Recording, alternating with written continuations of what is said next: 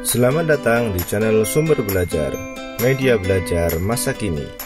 Mari kita belajar materi kelas 5, tema 1, subtema 3, pembelajaran ketiga, tentang kondisi geografis Indonesia. Namun sebelumnya, silahkan klik tombol subscribe dan nyalakan loncengnya agar tidak ketinggalan video terbaru dari kami. Mari kita simak video pembelajaran berikut ini.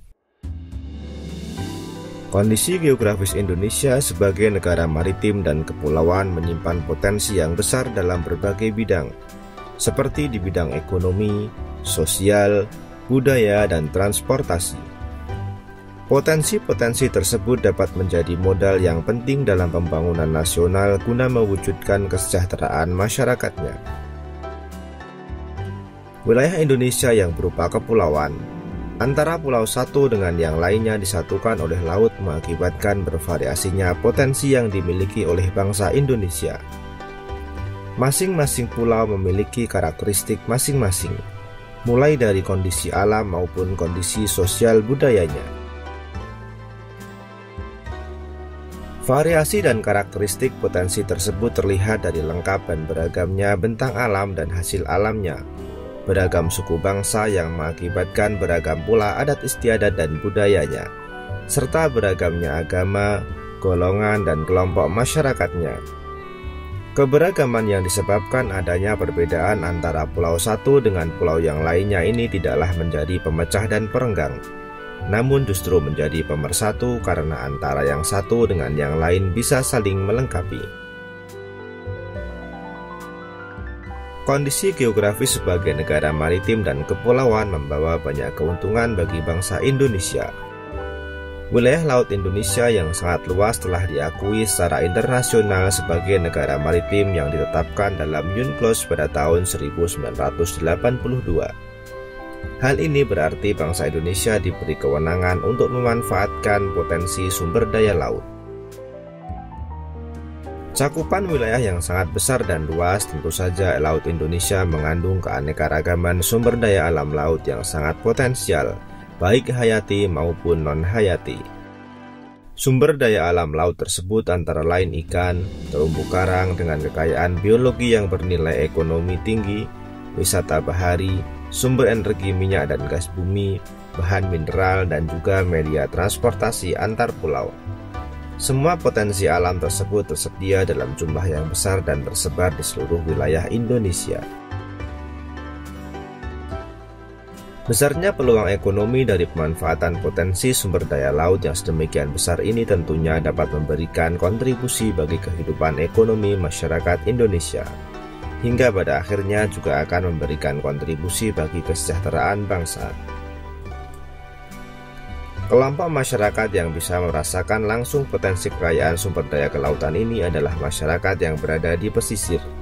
Banyak jenis pekerjaan yang bisa diusahakan untuk menunjang kehidupan ekonominya. Sobat Sumber Belajar, selanjutnya marilah kita berlatih. Ayo sebutkan jenis-jenis usaha atau pekerjaan yang berkaitan dengan pemanfaatan sumber daya alam laut di Indonesia. Jenis pekerjaan yang berkaitan dengan pemanfaatan sumber daya laut antara lain: yang pertama, nelayan. Yang kedua adalah petani garam. Yang ketiga, petani rumput laut.